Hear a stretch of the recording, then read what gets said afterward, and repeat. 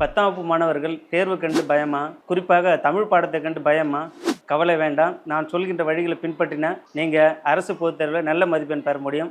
முதலில் வரக்கூடிய ஒரு மதிப்பெண் வினாவை சரியான விடையை அதனுடைய என்னென்ன ஆப்ஷனோடு நீங்கள் பயன்படுத்தி எழுதுங்க.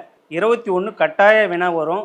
அது நம்மளுடைய பாடப்பகுதியிலிருந்து வரக்கூடிய திருக்குறள். அப்போ உறுதியாக 2 மதிப்பெண் நமக்கு கிடைத்துவிடும். பிறகு உரைநடையில் பத்தி கொடுத்துட்டு அதில் ஒரு 3 கேள்வி கேட்குறாங்க. அது மிகவும் எளிமையானது.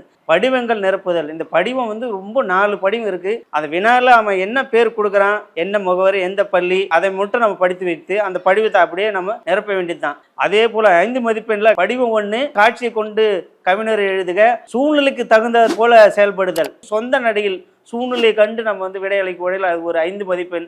அதுக்கப்புறம் பார்த்தீங்கன்னா 8 மதிப்பெண் வினா. துணைப்பாடம் விரிவானத்திலிருந்து ஒரு வினா அமைந்துவிடும். பொது கட்டுரை என்று கேட்பாங்க. வினாத்தாளிலே குறிப்புகள் இருக்கும். பொதுவான வினாக்களவே கேட்கப்படும். புரிந்து கொண்டு உள்ள குறிப்புகளை பயன்படுத்தி எழுதினாவே 6 மதிப்பெண் தமிழாசிரியர்கள் உங்களுக்கு எளிமையாக வழங்கிடுவார்கள். மாணவர்கள் நல்ல கையெழுத்துக்கள் நிறுத்தி நிதானமாக எழுதுங்க. எழுத்து பழியை குறிப்பாக தவிர்க்க வேண்டும். குரில் நெடில் வித்தியாசத்தை உணர்ந்து எழுத வேண்டும். இந்த வழிமுறைகளை நீங்கள் பின்பற்றினால் 99 100 மதிப்பெண் தமிழாசிரியர் நாங்கள் போடுவதற்கு தயாராக இருக்கிறோம். அதிக மதிப்பெண் பெற என்னுடைய நல்வாழ்த்துக்களை தெரிவித்துக் கொள்கிறேன்.